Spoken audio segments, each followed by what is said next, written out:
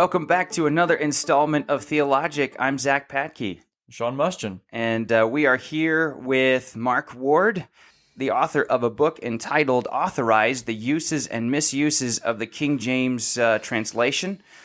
He has grown up in circles very similar to mine, so I'm thankful that Sean reached out to Mark, and Mark was like, "Sure, I'll do an interview with you." And I'm like, "Awesome! This is something that's really in my wheelhouse because it's very close to what I grew up with and what I'm familiar with in my background." So, Mark, if you wouldn't mind, I would love to have just an opportunity to have you introduce yourself, and maybe if you want to give a plug for Logos too, feel free to do that. I'm sure I'm sure that your superiors would appreciate that.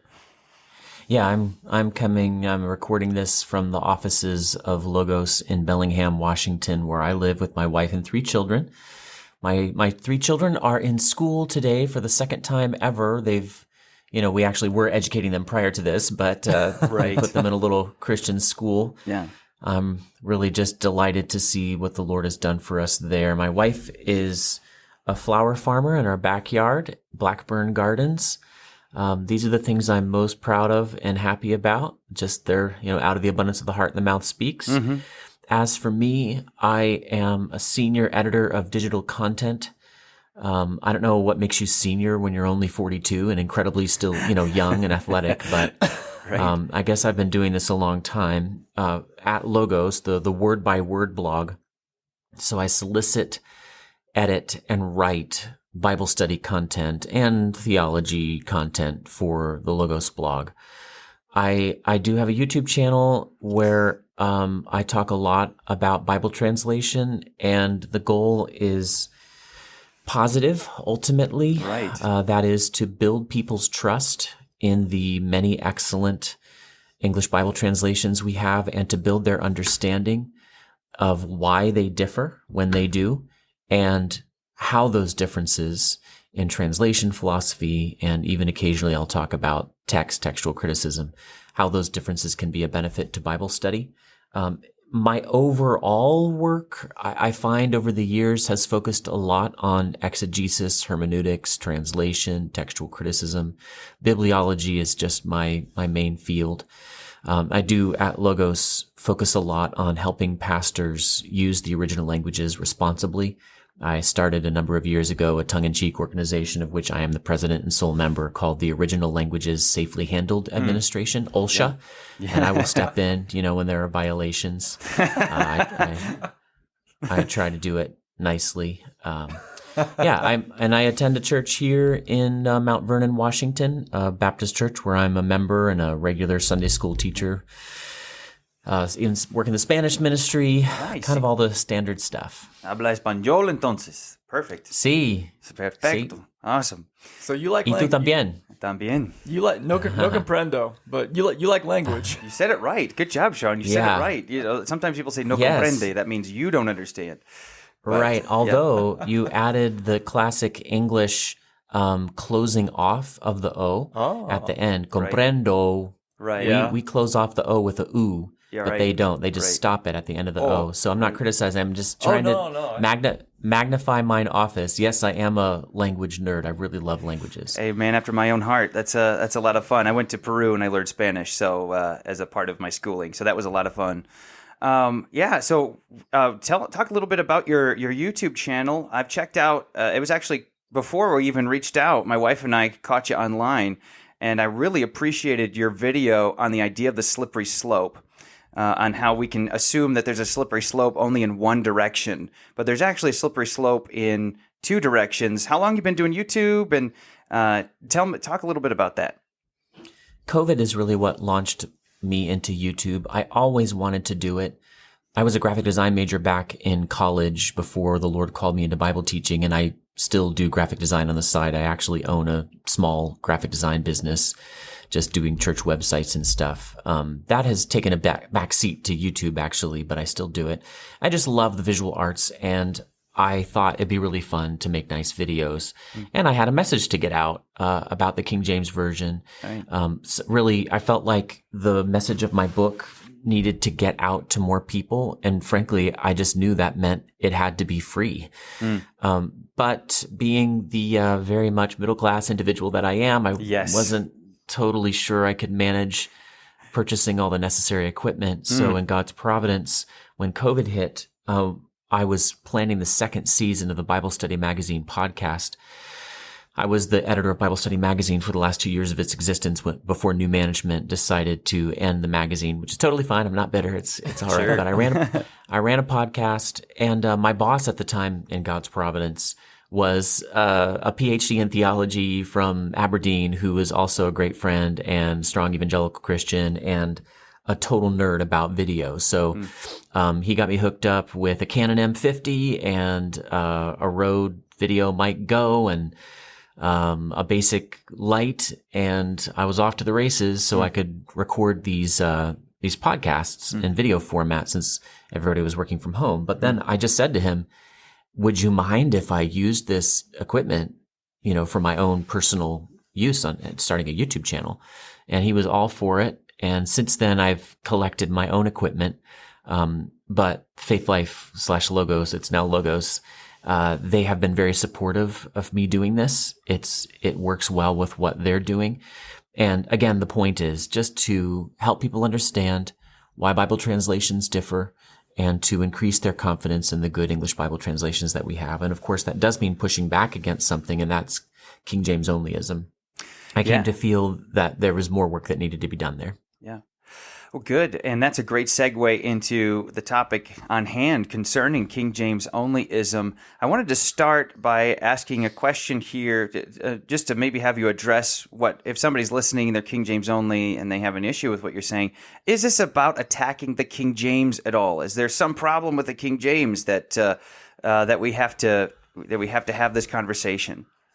Mere moments before I hooked up to the internet to get in the conversation with you guys, I was looking over the comments on my most recent video, which as of this moment just released a little over an hour ago. And there is a King James Bible defender in Australia who is a little bit of a Sanballat or Tobiah on my channel. We'll post little things. And he said, clearly you hate the King James Version, something like that. I get this message all the time. And I just categorically deny it. I really love the King James. Right. I'm going through the King James again this year in my Bible reading. I'm actually listening on audio through this year. I'm in 2 Samuel at the moment. I grew up on the King James. It still is the source of most of my scripture memory work. Yeah. That is all the verses that come to mind when I'm searching in Logos. They come to me pretty much in King James English. So I don't hate the King James, but what I always want to say back to those folks is, brother, sister, usually it's a brother. Yeah. Why don't you use Wycliffe's Bible? I mean, it was the original English Bible, the first full translation of the Bible in existence. And if they gave me an honest, clear answer, I would hope that the answer would be, well, I can't really understand it anymore. It's not in my English. Exactly. And I would say to them, do you hate Wycliffe's Bible? And they would say, well, no, I don't hate it. Do you hate Tyndale's Bible and his odd spelling conventions, where if you actually read it, a word like then, T-H-E-N, it'll actually say T-H-E with a little tilde above the E. Oh. And it's just difficult. It's just like walking on a really old sidewalk and you're stumbling all the time. Right. To say that that's antiquated English is to say nothing. It's not to make a negative judgment of Tyndale or of his translation. I can say that the King James is an excellent Bible translation, or rather was an excellent Bible translation into an English that nobody alive fully speaks anymore. Right. That's my point. And I have to think that people who say, well, Mark Ward just hates the King James, they are not being charitable toward my viewpoint. At least try to understand where I'm coming from before dismissing me that way. Yeah, we were going to name our podcast at one time "Burning Straw Men" because we don't show charity towards somebody by misrepresenting their view, and we don't win an argument either if we misrepresent the other person's view. You end up just unfortunately looking rather ridiculous at times when we do that. So. Concerning your book, Authorize the Uses and Misuses of the King James. So why write a book about it? I grew up in King James Onlyism. Actually, interestingly, this is the first interview I think I've done since my most recent visit to that church, and I hadn't been back in 20 years. I had not been back to my old home church from high school, King James Only Church, for a service in 25 years. So it would have been, August of 1997 that I last attended a Sunday service there before I went off to college. And I had a wonderful time visiting. I saw my old Christian school teachers that I've kept up with. They're really wonderful people. And that is just not empty flattery. It's just true. They were very gracious to me both then and now. They were glad to see me, despite knowing that my work has taken me in an anti-King James only direction. And we had some conversations about that. It was a really actually wonderful time. But because I had such a positive time, I'm just not bitter. I don't have anything to be bitter about. Right. I've come to disagree over the King James Onlyism that was taught there. But I actually don't, here's what happened. I came to realize, okay, I was wrong. My pastor was wrong. A bunch of us were all wrong about this. But if I was wrong, did I sin? Did I sin against God to be wrong? And I felt, well, this doctrine does cause division, and it does involve believing untruths, but a lot of those untruths are so complex that it would have been really difficult for me to check them out. Now that I train pastors, I'm aware that my own pastor at the time, a faithful man who, pastored that church for decades and never had a scandal that I'm aware of, and is now retired but is still involved in itinerant ministry, I realized that he himself was not given in his education, his 4-year Bible college education, the ability to check out some of the ideas that he was repeating to us. Now, he still bears some responsibility for that, but not the kind that I would bear, because I have been given the opportunity to learn Greek and Hebrew. I know better. I can check these things out. So I came to feel, well, on the complicated matters of New Testament textual criticism, which were a major plank of his argument against modern versions, at age 14 and 15, when he was preaching his sermons on King James Onlyism, I don't think you can hold me morally responsible for, believing my pastor, who was otherwise trustworthy. So in what did my error consist? I came to feel it had nothing to do with the complex matters of New Testament textual criticism of Greek or Hebrew, because I can't be held morally responsible for my views on those things, because I couldn't check them out, not at the time. Instead, it was 1 Corinthians 14's teaching that edification requires intelligibility. And I should have known, even at 14 and 15, this isn't quite right. We're insisting on the exclusive use of a translation that includes many words that I know I don't know. Like, at the very least, we have to be open to the idea that those words could be revised. And that was a point of division, I'm betting, in that church. And to this day, within King James Onlyism. So I figured a book needs to be written that focuses completely on English readability. On that case, the other major plank of that, and I'll be quick about this, is a good professor of mine who actually, one of you said you're a BibleWorks user, Randy Leedy, who did the New Testament Greek diagrams for BibleWorks that are actually now in Logos. I helped get them in Logos as soon as BibleWorks died. I've used those, yeah. Rest in peace, BibleWorks. I always loved it. But anyway, Randy Leedy just dropped a comment in class one time in Greek, and he was my favorite professor. He said, if you prefer the Textus Receptus, fine. Make a translation of it into contemporary English. And, that had never occurred to me. And now I've come to realize over the years, the New King James already did that. And more recently, the modern English version did that. So people who say the text is the issue, we have to have a pure text. We can't have quote unquote missing verses. I just don't want to get into all that with them. That's not the issue. If they're unwilling to use the New King James, then the text is not the issue for them. So why should we be even arguing about it? The Bible doesn't even tell me how to do textual criticism. If they want to use the TR, fine. Yeah. That's a tertiary issue to me. If it's primary to them, okay. But the Bible doesn't actually tell them what text to use. It does tell them to make or use a translation of that text into fully intelligible contemporary English. I love that. That's so good. I was just reading a doctrinal statement that included the King James translation in it. And it is interesting how contradictory it is on the one end, right? Because it says that we prefer the Hebrew Masoretic text and the Textus Receptus, and then they go on to say that the King James is the authorized, is the God's preserved word in modern English. And unfortunately, those two things can't. Okay, so how can you hold on to this and then Right. not hold on to this. It just immediately contradicts in that conversation. So what are some common arguments toward King James onlyism, and how do we, lovingly address some of these things in order that we might have intelligibility and that which will edify? I do spend a fair amount of time on podcasts like this one. I always enjoy my time. And one of the reasons that I devote this time to it is that I feel like there is a central, accessible message that I need to get out, and I need to take whatever opportunity I can to get it out. And I need to get it out, even to lay people who don't feel like they really are involved in the debate, because I think they are often on the front lines. Pastors surely are too, but, lay people in churches, engineers and homemakers and Christian school teachers, they end up having these arguments. And I want to get this little thought out to them. And I pray they'll listen to me and remember this. I think the key here is actually to take that major argument of King James onlyism, that is, the text is the issue, exactly, where they say we've got to have the Textus Receptus, we can't have missing verses, quote unquote, that the modern versions are based on corrupted texts. Take all of that, set it completely aside.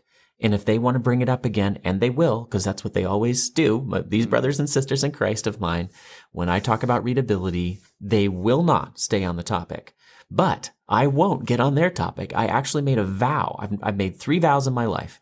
I vowed to love my wife with the true love of delight. I vowed never to vote for a pro-abortion politician. I don't say every Christian has to do that, but I made that vow. And I vowed, very seriously, I vowed, I will never debate New Testament textual criticism or any textual criticism with anyone who insists on the exclusive use of the King James Version. I would invite everyone else to join me in that. Anytime they bring up text, deflect that by saying, hey, brother, sister, you could use the New King James Version or the Modern English Version or the Simplified King James Version or any of a number of other options that are based on the Textus Receptus and the Masoretic text. We don't have to talk about that. Let's talk about English readability. What they'll say is commonly, I'll just give maybe 1 or 2 more common arguments from them. I hear all the time from them, well, you just need to study to show yourself approved. Yeah, there are some difficult words in the King James Version, but 2 Timothy 2:15, study to show thyself approved unto God, a workman that needeth not to be ashamed. And that is the greatest irony that they respond to me this way, because I say, brother, do you know what study meant in 1611? That word study in that context, and this is confirmed by the Greek word that's being translated there, it did not mean hit the books, engage in academic research, make sure to use a dictionary. It just meant be diligent. And a big emphasis of my work is to hand a tool to people, again, even lay people who must have these arguments with their brothers-in-law or, sometimes people online maybe, with a kid in their class, I don't know. To say it's not just that there are dead words in the King James, words we know we don't know, besom, chambering, emerald. If you encounter those words, beeves, bold, bewrayed, you can go look them up in a dictionary. I don't deny that. Concupiscence. That's another concupiscence, right. I tend, that is still like a word in technical theology, especially in Roman Catholicism. But when you encounter any difficult or archaic word that you don't know, you can go look it up. I don't deny that. And that you're going to have to look up words even in modern translations sometimes if they're difficult, not usually because they're archaic. But what if there are words you don't know? What if there are words that over time have changed in meaning in such a way that they seem to work in context, but actually you're misunderstanding what the King James translators intended? And I've never really gotten an answer to the question, how are you supposed to look up words you don't know? I guess the one answer I did get was from a guy who said, well, you just have to look up all the words.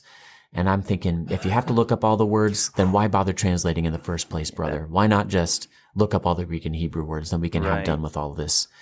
I call these false friends. And false friends are the sort of central, idea of my opposition to King James onlyism. I don't think it's right to insist on the exclusive use of any translation, let alone one that includes dozens. I'm up to 75 now on my YouTube channel. I have a series called 50 False Friends, and I'm up to 75. Words where you don't realize you're misunderstanding. Sometimes they're minor, sometimes they're more significant, but in every case, they trip up a significant number, and sometimes nearly all readers of the King James today. I'd be curious to see that list, because my wife and I, when we read in the evenings, a little background on my wife. She grew up in a King James church. I wouldn't call it a King James only, but definitely strongly preferred. And so at home and at church, that was the Bible of reading. And so since we got married, we generally use the ESV, but my wife still kind of thinks in King James. And there have been so many times, especially in the book of James, we'll be reading and there'll be a different wording. And sometimes you can kind of tell the overlap between the ESV's wording and the King James, but other times at a surface level, it seems like either it's contradicting or one is way off in right field and one's way off in left field. And so we've had a lot of conversations as we've read through, just like, okay, how do these two verses connect when it sounds so different? So I'd be curious to see that list of, as you call them, not friends, but false friends. Yeah, I think a lot of people, they simply, this is understandable. Not most Christians are not called to study Greek and Hebrew, and that's okay. I'm convinced that's okay. So that does mean, however, that they don't know what to do when they encounter these differences. I am trying to work to provide the necessary categories. So it is true that there are textual differences in the underlying text between the ESV and the King James. That could be a reason. Translation philosophy could be a reason. They actually have very similar translation philosophies. I would say essentially identical, but they still might end up making different judgments in a given place. Idioms are a classic example. Should we translate this literally, I gave you cleanness of teeth in all your cities? Or should we, give the overall meaning, figuring that metaphor, is just too opaque, too difficult? That's up to the judgment of translators, and it has been for many centuries, no matter what you're translating, Bible or Homer or whatever. But then there's also this major area of this major category that causes differences between the King James and modern translations that I think most Christians, English-speaking Christians, are simply not aware of, and that is language change. They're aware of some of the most obvious elements of language change, but they don't know how subtle language change can be. I had a pastor in Washington State. I quoted him in Authorized.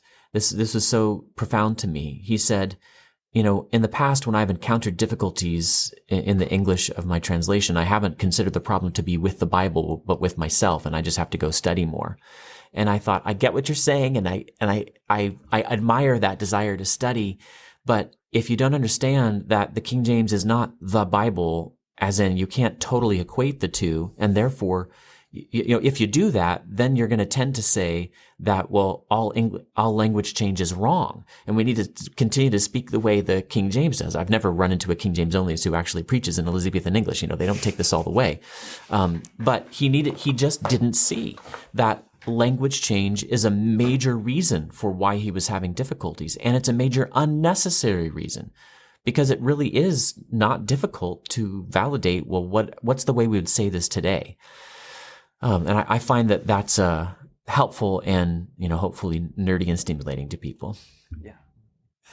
Just thinking through some specifics, when you normally encounter talking to somebody on the King James issue, are there specific passages of Scripture that they bring up that they would say, well, this is a corrupted, and if this just goes against your vow, and we don't have to engage in this one. No. But they say this text, and how do you explain any texts that come to mind, or any that come to mind on that regard?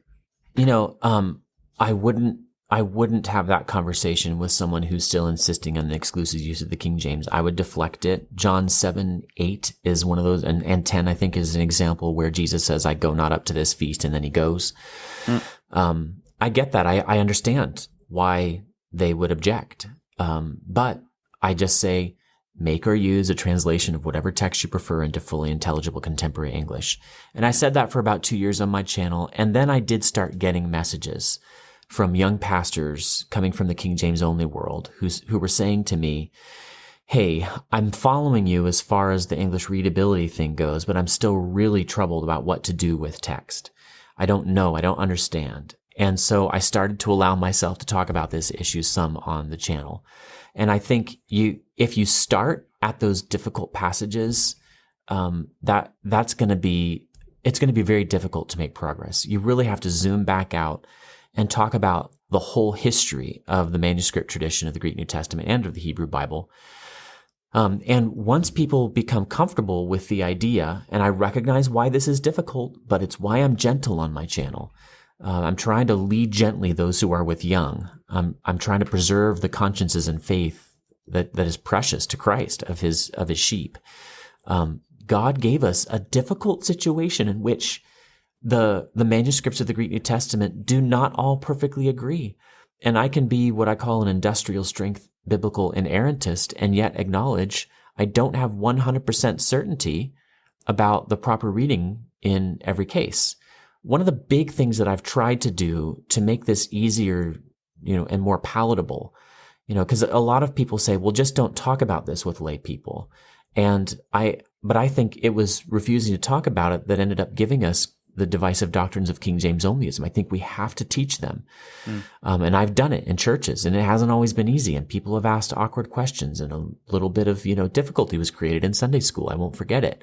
But I created a project called the King James Parallel Bible, along with a group of volunteers. As of yesterday, I was filling out more work on a proposal to have it put into print. It looks like that's a real possibility. But I'm trying to put on display in English all of the differences, the textual variants between the main two text editions of the text of the Greek New Testament. And it gets complex, but basically we're talking about the Textus Receptus and the critical text. And I found that even I myself, who have looked at many of these examples, when I actually looked at every single one, I looked at every single translatable difference and many untranslatable differences between the two texts. My faith was encouraged and strengthened because over and over again, I'm noting these differences are incredibly minor. They make actually no difference to the meaning. And then what I noticed, and if you'll look at the website, this is what I'm most excited about. I just put out a YouTube video about it finally. What really jumps out at you is not the differences between the two texts, but the similarities. Amen. And King James Onlyists have been saying since Deanberg, and I was just reading it last night before I fell asleep, the Revision Revised. He talks about the critical text being vastly different. And I've had leading King James Onlyists say that the two texts are completely different or radically different. And I think any layperson hearing that, as I did as a 14 or 15-year-old, will think, oh no, wow, this is terrible. But if you actually go look, I think you'll have to say, well, these are not vastly different. They're vastly similar with minor differences. And I tried to get TR, Textus Receptus defenders to be, working with me on this. And I just could not. I finally got one guy who is a moderate TR defender who is willing to do a little work for me. They were not interested in helping me make this site. If they are right that the differences are massive and radical, then they ought to have been thrilled by my idea. But they weren't, and they haven't promoted the work. They've just worked to discredit it, unfortunately. But we wrote what was true, and you can see for yourself the differences and, more importantly, the similarities at kjvparallelbible.org. So much of it is really not that significant of a difference. They are there, but it doesn't change the meaning of the verse or the passage. But on the flip side of that, I remember hearing someone once talk about how for those places where it does get a little tricky, you're trying to make sure that you are navigating the waters in such a way as to come to the right conclusion, because maybe the differences are so significant in some places where you do have something of a noticeable difference. And the pastor said that when some people say, well, we shouldn't talk about this at all with people in the pew, just kind of leave it out. The professors at the colleges, the secular universities, they know about this stuff. And they're going to be talking to our students. They're going to be talking, even now to our high school students, about these things to discredit the Bible and try to weaken the faith of our students. So if we don't speak about it, somebody else is ready and very educated to speak into that.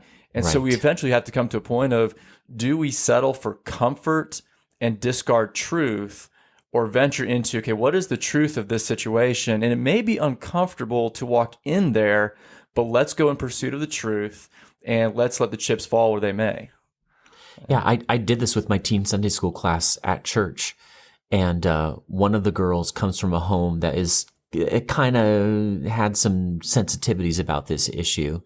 But they were good friends of ours. If they heard this podcast, they know I'm talking about them. I really love and respect them. And we've had some nice discussions about this.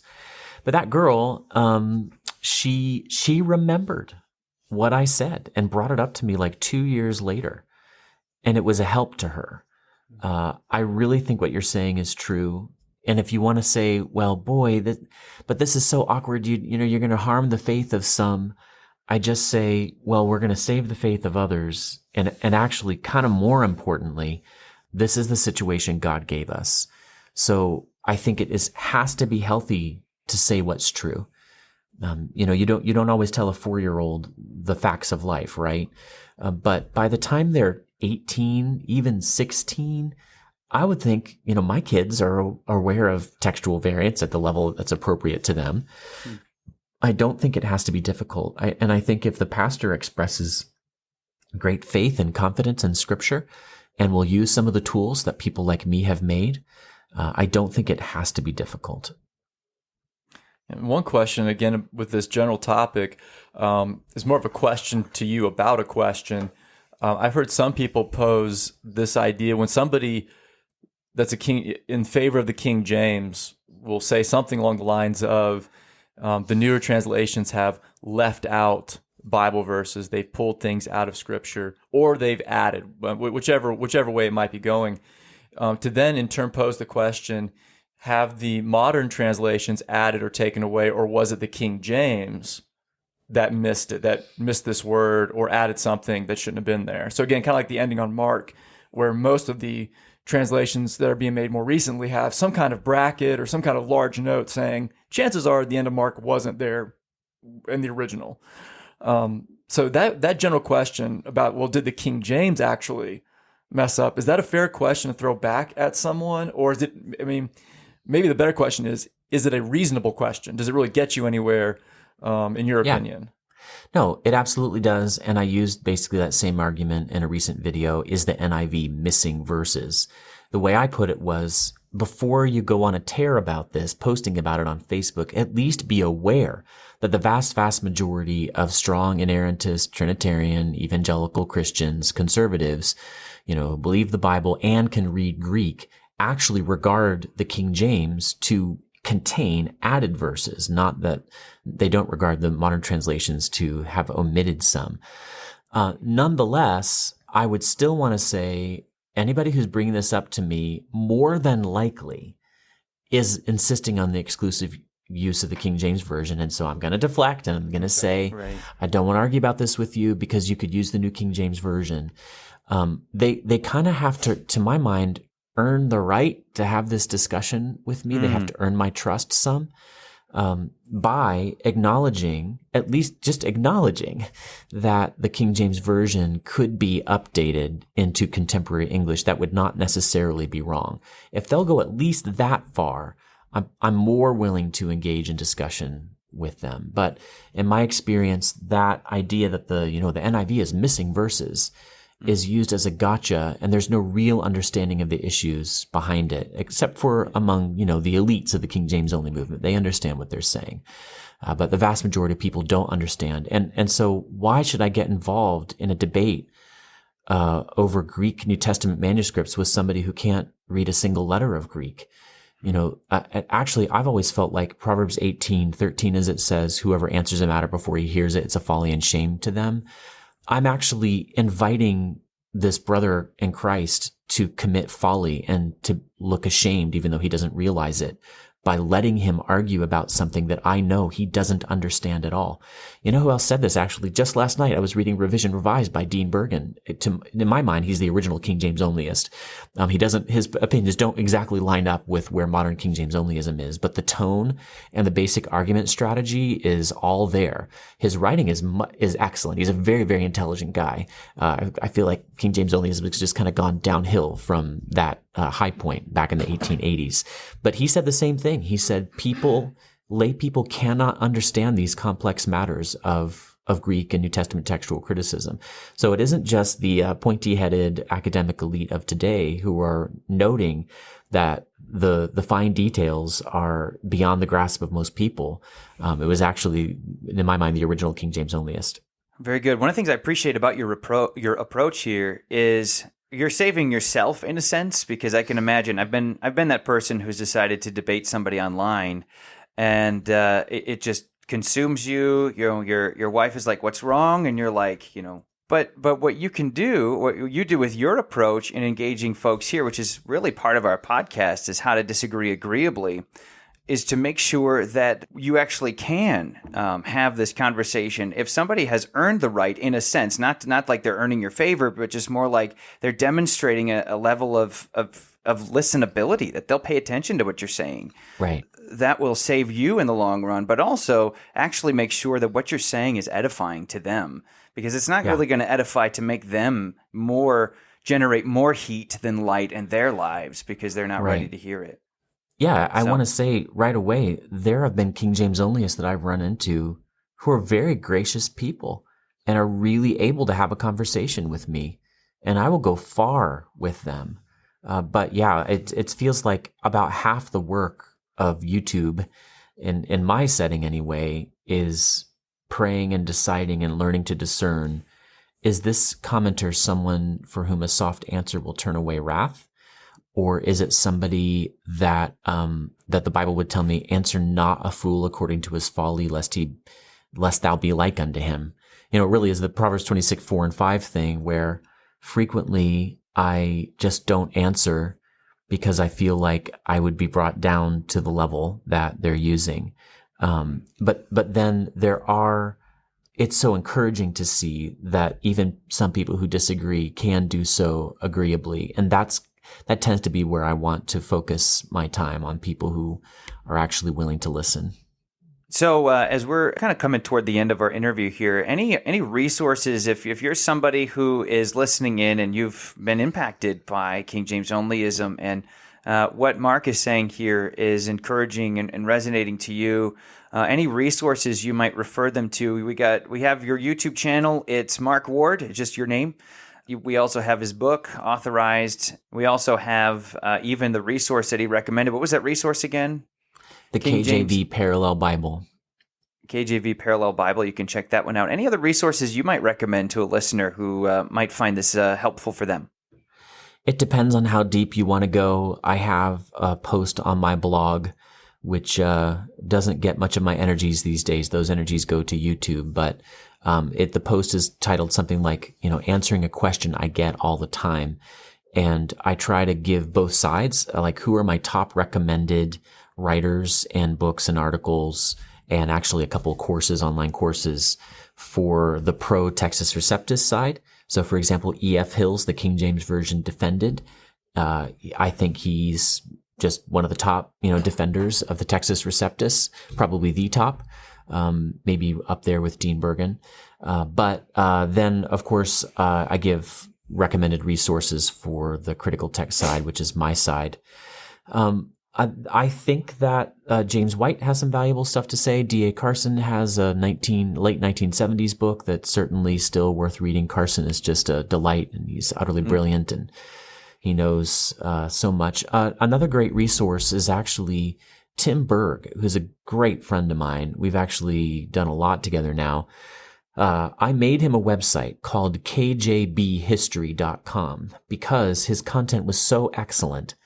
But he had it on this weird, Joomla system or something where you couldn't actually search for anything. So I said, you've got to use WordPress. And maybe about 4 or 5 years ago, I got him a website. And kjbhistory.com will go into great detail about the history of the King James. It's very interesting. He's a very, very good scholar. He works really hard to get the facts straight.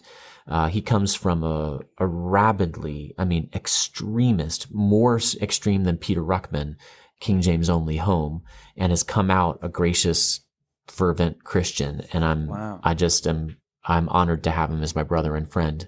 That's another great resource, kjbhistory.com. But if you like nerdy, redheaded, Bible-oriented YouTubers, I don't know who else to recommend but my own channel.